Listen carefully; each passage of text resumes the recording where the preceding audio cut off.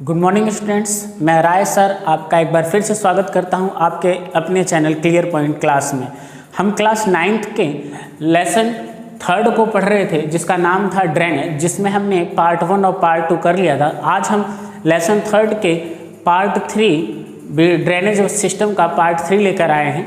तो हमने अब तक ड्रेनेज सिस्टम में हिमालयन रिवर ड्रेनेज सिस्टम के बारे में पढ़ा था। उस हिमालयन रिवर ड्रेनेज सिस्टम में हमने इंडस रिवर सिस्टम पढ़ लिया था और गंगा रिवर सिस्टम पढ़ लिया था। आज हम पढ़ेंगे आपके हिमालयन रिवर सिस्टम का जो 3rd पार्ट है, कौन सा? Brahmaputra river drainage system. कौन सा हम पढ़ेंगे? Brahmaputra river drainage system.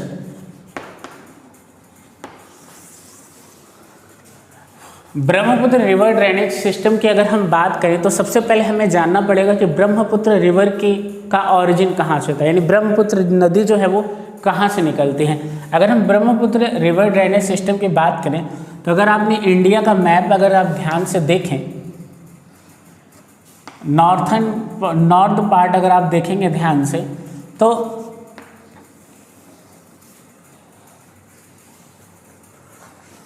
ये वाला हिस्सा, यहाँ पर आपने जहाँ से आपने इंडस रिवर सिस्टम की उत्पत्ति देखी थी, कौन सा माउंटेन था ये? कैलाश माउंटेन्स के पास ही आपकी एक झील थी। कौन सी झील थी? जिसका नाम था मानसरोवर लेक। क्या नाम था? मानसरोवर लेक, जहाँ से आपकी इंडस निकलती है, नियर मानसरोवर लेक। यही मानसरोवर लेक के पास ही इसके ईस्टर्न साइड में, कहाँ पर? ईस्टर्न साइड में, eastern side of Mansarovar lake, यहाँ से आपकी एक नदी निकलती है जो वेस्ट वर्ड डायरेक्शन ना होकर ईस्ट वर्ड में फ्लो करती है। तो ओरिजिन आप लिख सकते हैं, ओरिजिन कहाँ है? ओरिजिन आप लिख सकते हैं east of the Mansarovar lake. उसके बाद ये जो मानसरोवर लेक से जो रिवर निकलती है, ये फ्लो कहाँ करती है? फ्लो करती है आपके ईस्टवर्ड डायरेक्शन में। कहाँ पर? ईस्टवर्ड डायरेक्शन में फ्लो करते हुए आगे बढ़ती है। किस साइड में? ईस्टवर्ड डायरेक्शन में। तो आप लिख सकते हैं it flow eastward direction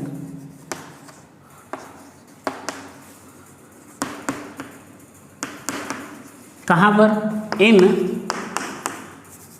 Tibet reason. कहाँ पर? तिब्बत रीजन। और जब तिब्बत रीजन में जब ये नदी बहती है तब इस नदी को क्या कहा जाता है? तिब्बत रीजन में जब ये नदी बहती है तो आप कह सकते हैं it flow eastern direction in Tibet region and known as Tsangpo river. Tsangpo river, अब नाम ध्यान रखिएगा, सांगपो रिवर। इसमें जो टी होता है वो साइलेंट है। लगभग चाइनीज लैंग्वेज या जापानी लैंग्वेज में आप देखेंगे तो टी आपको साइलेंट मिलेगा। जैसे आप सुनामी सुने होंगे, सुनामी में टी साइलेंट होता है जबकि स्पेलिंग TSUNAMI होती है। तो उसी तरह सांगपो रिवर कहा जाता है इसे। उसके बाद जब ये ईस्टर्न डायरेक्शन में फ्लो करते हुए आपके हिमालय का जो सबसे उत्तरी हिस्सा, आपका सबसे ईस्टर्न वाला पार्ट है आपके बृहद हिमालय का, जिसे हम कहते हैं नामचा बरवा। कौन सी पर्वत श्रेणी? नामचा बरवा पर्वत श्रेणी। आपने देखा होगा सेकंड वाले पार्ट में जब हम माउंटेन पढ़ रहे थे, हिमालय माउंटेन, तो यहाँ से नंगा पर्वत से लेकर नामचा बरवा तक हिमालय का एक्सटेंशन है, लगभग 2400 किलोमीटर। तो ये फ्लो करती है eastern direction Tibet region and known as Tsangpo river. ठीक है। आफ्टर फ्लोइंग पैरेलल, कहाँ पर? पैरेलल बहती है of Himalaya take U turn from Namcha Barwa कहाँ से?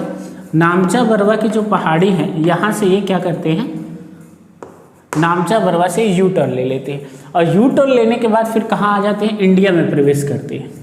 कहाँ पर प्रवेश करते हैं? इंडिया में। और इंडिया में जहाँ पर प्रवेश करते हैं कौन सा राज्य है? आपने देखा होगा ये वाला जो स्टेट है, कौन सा स्टेट है? ये वाला स्टेट है आपका अरुणाचल प्रदेश। कौन सा है? अरुणाचल प्रदेश। अरुणाचल प्रदेश। अगर इंडिया का ईस्टर्न मोस्ट स्टेट अगर हम बात करें तो कौन सा है वो? अरुणाचल प्रदेश। तो it take U turn from Namcha Barwa and enters in India at Arunachal Pradesh. कहाँ पर? अरुणाचल प्रदेश में। और जब अरुणाचल प्रदेश में ये नदी जब प्रवेश करते हैं तो एक गार्ज बनाते हैं, विथ डीप गार्ज, गहरी खाई बनाते हुए ये प्रवेश करते हैं। अब यहाँ पर इस डीप गार्ज रीजन में अगर हम बात करें तो यहाँ पर कुछ मुख्य इसकी ट्रिब्यूटरीज हैं। कौन कौन सी ट्रिब्यूटरी हैं? एक ट्रिब्यूटरी तो आपके जो एक ट्रिब्यूटरी जो मिलेगी आपके, एक ट्रिब्यूटरी जो है आपकी ऊपर से लेफ्ट साइड से और एक राइट साइड से मिलती हैं। लेफ्ट वाले को जो है वो दिबाक कहते हैं और जो राइट साइड से आती है उसे लोहित रिवर कहते हैं। लेकिन जब ये अरुणाचल प्रदेश में जहाँ गार्ज बनाते हुए चलते हैं with deep gorge, here it is known as, यहाँ पर इस नदी को दिहांग कहा जाता है। हियर इट इज कॉल्ड, यहाँ पर इसे दिहांग कहते हैं। कौन सी नदी कहते हैं? दिहांग। देखिए नाम बदलता जा रहा है। तिब्बत वाले रीजन में थी तो क्या कहलाई? यहाँ से यहाँ तक क्या कहलाई? सांगपो रिवर। कौन सी रिवर? सांगपो रिवर। इसके बाद जैसे ही ये अरुणाचल प्रदेश में प्रवेश हुई तो अरुणाचल प्रदेश वाले हिस्से में जहाँ पर ये नदी बह रही है इसे कहा गया क्या? दिहांग रिवर। दिहांग रिवर, ठीक है। इसके बाद इसकी दो मुख्य ट्रिब्यूटरी हैं। कौन कौन सी दो मुख्य ट्रिब्यूटरी हैं? अगर हम इसकी बात करें मेन ट्रिब्यूटरी की, तो मेन ट्रिब्यूटरी की अगर हम बात करते हैं तो मेन ट्रिब्यूटरीज हैं इसकी, एक तो है आपकी दैबाक और दूसरी है आपकी लोहित। ये दो मुख्य सहायक नदियां हैं जो इसमें मिलती हैं। इसके बाद आसाम से, इसके बाद अरुणाचल प्रदेश से आसाम और आसाम में बहने के बाद ये फिर से टर्न हो जाते हैं साउथवर्ड डायरेक्शन में, और साउथवर्ड डायरेक्शन में मुड़कर ये कौन से देश में चली जाती है? बांग्लादेश में। तो after flowing in Arunachal Pradesh it enters in Assam. कहाँ पर प्रवेश करते हैं? आसाम में।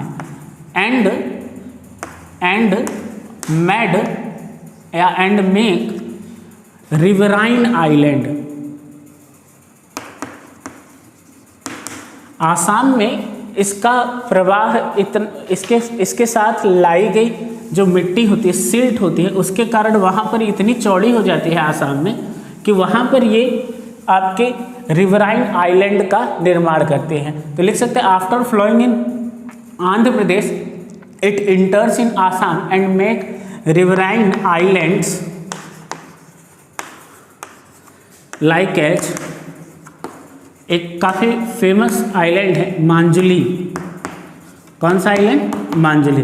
ये नदी के जैसे कोई नदी बह रही है, ये नदी बह रही है, ठीक है, नदी बह रही है तो नदी ये जो अचानक टर्न लेती है कहाँ से? नामचा बरवा पर्वत से। नामचा बरवा से अचानक साउथवर्ड डायरेक्शन जब इसका टर्न होता है तो ये बहुत सारी सिल्ट जो मिट्टी है, कीचड़ है या पत्थर के टुकड़े हैं काट कर अपने साथ बहा कर लाते हैं, और बहाने के बाद जब ये मैदानी क्षेत्र में आते हैं तो इसका बहाव क्या हो जाता है? स्लो हो जाता है। तो ये सिल्ट जमा करना शुरू करते हैं। सिल्ट जमा करने के बाद अपना रास्ता अपने आप अवरुद्ध कर लेते हैं और फिर ये कई ब्रांचेस में होकर बहने लगते हैं और फिर आगे आके फिर से मिल जाती है। तो ये बीच वाले जो एरिया है ये आइलैंड्स बन जाते हैं। क्या बन जाते हैं? आइलैंड्स। तो इन्हीं को हम रिवराइन आइलैंड्स कहते हैं। ठीक है, हमने देख लिया। इसके बाद ये बांग्लादेश में जाती है और बांग्लादेश में after Assam, after flowing in Assam,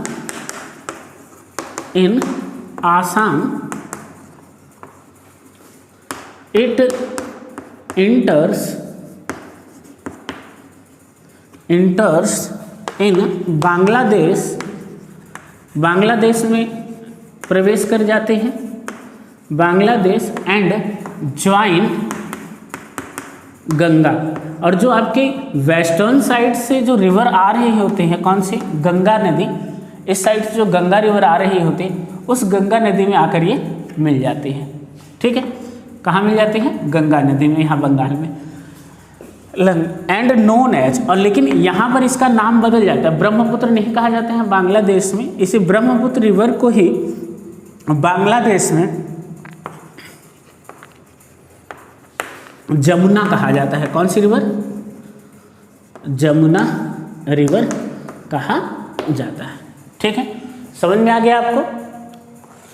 अब इसके द्वारा जो है जमुना रिवर कहा जाता है। और जब ये गंगा से मिल जाते हैं, गंगा और ब्रह्मपुत्र ये दोनों ही जब आपस में मिलते हैं, उसके बाद ये बांग्लादेश अपना वाटर कहाँ ड्रेन करते हैं? बे ऑफ बंगाल में।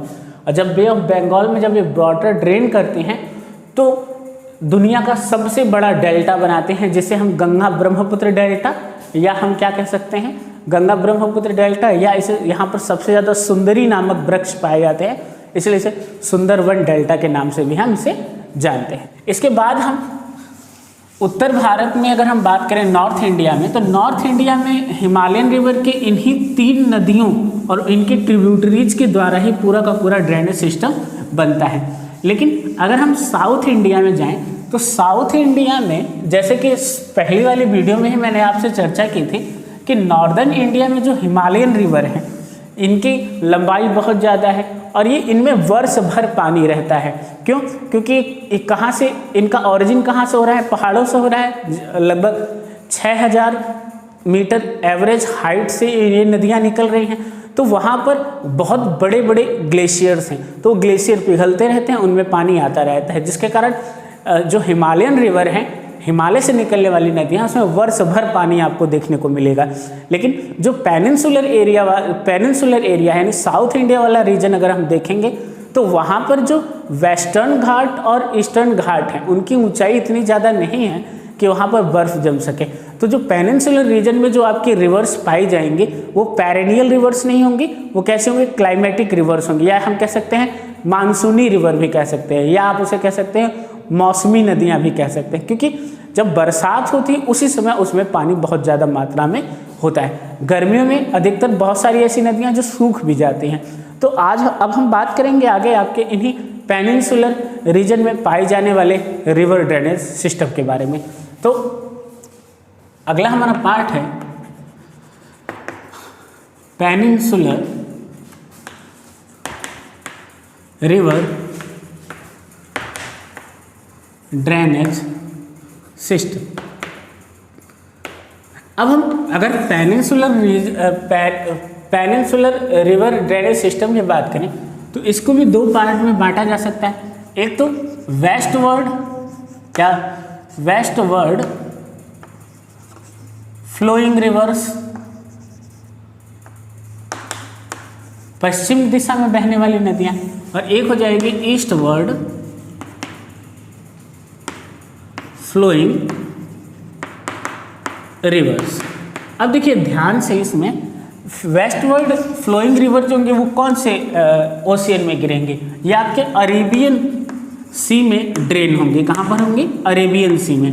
और जबकि अगर आप ईस्टवर्ड डायरेक्शन में फ्लो करने वाली रिवर्स की बात करें तो ये रिवर्स जो हैं आपके बे ऑफ बंगाल में ड्रेन करेंगे। ठीक है, तो अगर हम अरेबियन सी में ड्रेन होने वाली नदियों की बात करें या वेस्ट वर्ड फ्लोइंग रिवर्स की बात करें, तो अगर हम ऊपर से अगर नीचे की तरफ जाएं, नॉर्थ से साउथ की तरफ जाएं, तो आपको कुछ नदियां मिलेंगी, जैसे साबरमती, खंबात की खाड़ी में आपकी ड्रेन होती है, साबरमती हो गई आपके। इसके अलावा अगर हम बात करें नर्मदा, तापी, ठीक है, पेरियार,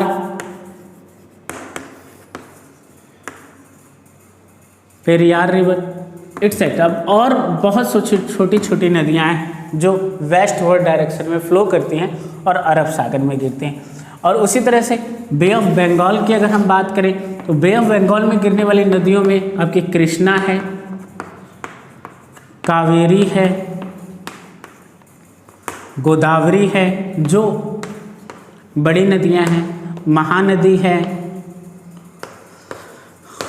एटसेट्रा, और भी बहुत सारी नदियां हैं जो आपके west of Bay of Bengal में गिरते हैं। तो हमें इन्हीं जो मुख्य रिवर्स हैं इन्हीं के बारे में डिटेल से स्टडी करनी है, किस में पेनिनसुलर रिवर ड्रेनेज सिस्टम में। तो चलिए स्टार्ट करते हैं। सबसे पहले हम बात करेंगे वो आपके पेनिनसुला एरिया में है। पेनिनसुला एरिया की बात करें तो आपने देखा होगा जब मैं आपको डेक्कन प्लेट्यू पढ़ा रहा था या पेनिनसुलर पार्ट पढ़ा रहा था, तो हमने देखा था कि जो डेक्कन प्लेट्यू है कुछ इस तरह से पूरे भारत में फैला हुआ है। इसको तो डेक्कन प्लेट्यू कहा जाता है, ठीक है।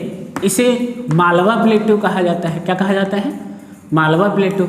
ये आपका था छोटा नागपुर,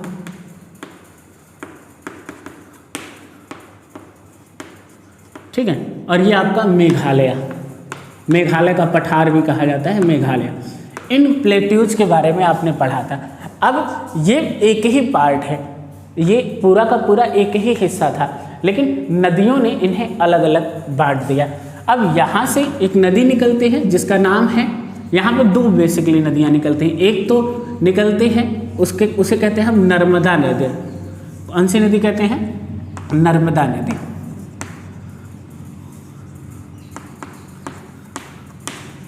नर्मदा रिवर। अब आपने पेनिनसुलर रीजन पढ़ा होगा तो आपने पढ़ा होगा ये कठोर आग्नेय चट्टानों से बनी है। कौन से बनी है? कठोर चट्टानों से, क्योंकि लावा प्लेट्यू हैं। कभी आज से करोड़ों साल पहले लावा के द्वारा निर्मित स्थल क्षेत्र है। तो आपने देखा होगा इस वाले डायरेक्शन में, वेस्ट साइड में डायरेक्शन में इनकी ऊंचाई ज़्यादा है, जबकि ईस्टर्न साइड की बात करें तो ईस्ट वाले साइड में इसकी ऊंचाई कम है। तो इसका नदियों का लगभग जो नदियां हैं आपकी ईस्ट वर्ड डायरेक्शन में बहती हैं, बल्कि कुछ ही एक नदियां हैं जो कहाँ बहती हैं? आपके वेस्ट वर्ड डायरेक्शन में। उनमें मुख्य नदी है जो आपकी पहली नदी वो है नर्मदा। कौन सी रिवर? नदी नर्मदा। तो नर्मदा जो नदी बहती है, तो नर्मदा के द्वारा और उसके आसपास का जो ड्रेनेज एरिया उसे नर्मदा बेसिन कहते हैं। तो सबसे पहले हम नर्मदा बेसिन की बात करेंगे। अब नर्मदा बेसिन का ओरिजिन कहाँ से हुआ है अगर हम बात करें ओरिजिन की, तो नर्मदा बेसिन का जो ओरिजिन है वो मध्य प्रदेश के अमरकंटक की पहाड़ियाँ हैं। कहाँ पर? यहाँ आपका मध्य प्रदेश है, यहाँ पर पहाड़ी हैं, उस पहाड़ी को क्या कहा जाता है? अमरकंटक की पहाड़ी, अमरकंटक हिल्स ऑफ मध्य प्रदेश। मध्य प्रदेश के अमरकंटक की पहाड़ियाँ। और ये अमरकंटक की पहाड़ियाँ किस पर्वत रेंज में आती है? आपके विंध्याचल पर्वत रेंज में। किसमें? विंध्याचल में। जब माउंटेन वाला हम रीजन पढ़ रहे थे तो हमने बताया था विंध्याचल माउंटेन कहाँ पड़ते हैं। तो इसका ओरिजिन प्लेस लिख सकते हैं आप अमरकंटक हिल्स। क्या लिख सकते हैं? अमरकंटक हिल्स। कहाँ पर है ये? मध्य प्रदेश में। कहाँ पर है? मध्य प्रदेश के अमरकंटक हिल से ये निकलते हैं। और उसके बाद ये फ्लो कहाँ करती है? ईस्टवर्ड या westward? It flow westward direction. कहाँ पर? वेस्टवर्ड डायरेक्शन, पश्चिम दिशा की तरफ ये फ्लो करते हैं। लगभग नदियाँ जो है वो ईस्टवर्ड में जाते हैं, लेकिन कुछ ही 3 या 4 ऐसी नदियाँ हैं जो आपके वेस्टवर्ड डायरेक्शन में फ्लो करते हैं और अरेबियन सी में जाकर ड्रेन होती हैं। उसमें से नर्मदा जो है मुख्य नदी है, और ये फ्लो करती है वेस्टवर्ड डायरेक्शन में एंड मेक और क्या करती हैं, रिफ्ट वैली बनाती हैं। क्या बनाते हैं, रिफ्ट वैली, रिफ्ट घाटी बनाते हैं। किनके बीच में, विंध्या, अब किनके बीच में बनाएगी रिफ्ट वैली, मालवा प्लेटू और डेक्कन प्लेटू के बीच में। मालवा प्लेटू और डेक्कन प्लेटू के बीच में रिफ्ट वैली का यह निर्माण करते हैं। ठीक है, रिफ्ट वैली क्या होती है, जब नदियों का प्रवाह बहुत तेज होता है तो बहुत ही गहरी घाटियां बनाती हैं, जो उन्हीं को हम क्या बोलते हैं, रिफ्ट वैली कहते हैं। क्या कहते हैं, रिफ्ट वैली। ठीक है, जब आप अगर जियोलॉजी पढ़ेंगे, जियोलॉजी का चैप्टर पढ़ेंगे कि पृथ्वी की आंतरिक संरचना वगैरह पढ़ेंगे, उसमें रिफ्ट वैली का जिक्र पूरा किया गया है। इसके बाद रिफ्ट वैली में बहने के बाद it flow westward direction make rift valley and drain, कहाँ पर होते हैं, ड्रेन होते हैं इन अरेबियन सी। कहाँ पर, अरेबियन सी में ये ड्रेन हो जाते हैं। ठीक है, अरब सागर में जाकर गिर जाती है ये नदी। अब इसकी जो ट्रिब्यूटरीज है बहुत छोटी छोटी हैं, हम कह सकते हैं वाटर स्ट्रीम्स हैं। क्या है ये, वाटर स्ट्रीम्स है, बहुत छोटी छोटी हैं, इसलिए उनका नाम याद रखने की आवश्यकता नहीं है आपको।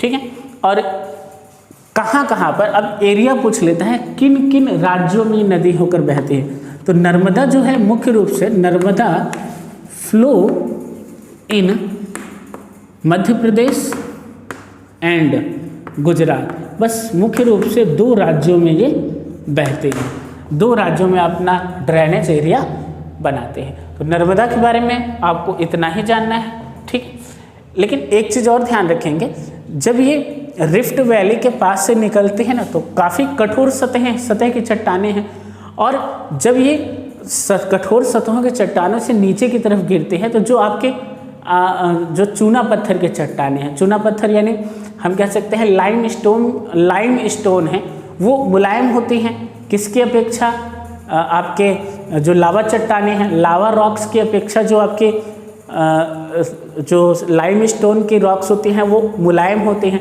तो जब ये ऊपर से गिरते हैं तो काफ़ी गहरे गड्ढे बनाते हैं, उन्हें खड्ड कहा जाता है। क्या कहा जाता है, खड्ड कहा जाता है। और जब ये, या उसी को गार्ज कहते हैं, और जब ये गार्ज बनाते हैं तो उतनी ऊंचाई से गिरने के कारण फिर आपका क्या बनता है, फाउंटेन बनता है, झरना बनता है, जिसे फॉल भी कहते हैं। क्या कहते हैं, वाटरफॉल कहते हैं। तो इसी नदी पर आपका एक धुआंधार फॉल है, काफ़ी फेमस है, धुआंधार फॉल। नियर, कहाँ पर है ये आपके, नियर मार्बल रॉक। कहाँ पर, near marble rock, marble rock नामक जगह है आपके मध्य प्रदेश में ही, near marble rock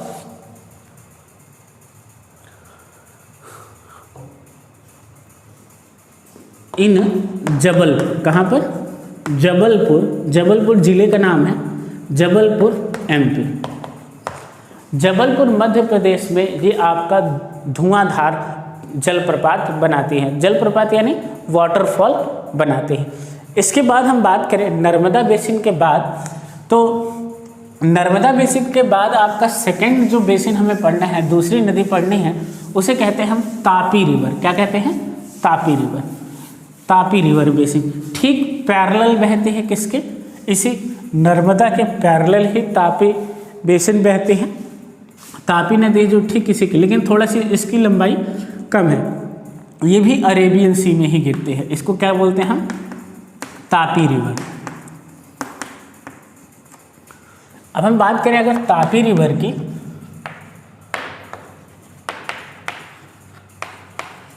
Tapi river basin की अगर आप बात करें तो इसका ओरिजिन कहाँ है, ये भी मध्य प्रदेश से ही उत्पन्न होते हैं, लेकिन मध्य प्रदेश में कौन सा है, बैतूल डिस्ट्रिक्ट से। कहाँ से, बैतूल डिस्ट्रिक्ट ऑफ मध्य प्रदेश से ऑरिजिनेट होते हैं। कहाँ पर, मध्य प्रदेश के बैतूल जिले से ऑरिजिनेट होते हैं।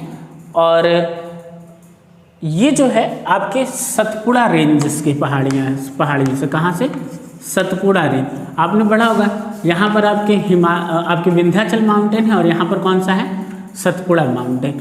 तो ये सतपुड़ा रेंज से निकलने वाली मुख्य रिवर है। डिस्ट्रिक्ट कौन सा है, बैतूल डिस्ट्रिक्ट। ठीक है, मध्य प्रदेश से। इसके बाद it flow parallel to Narmada, Narmada के ठीक पैरेलल बहते हैं एंड नर्मदा के पैरेलल ये बहती है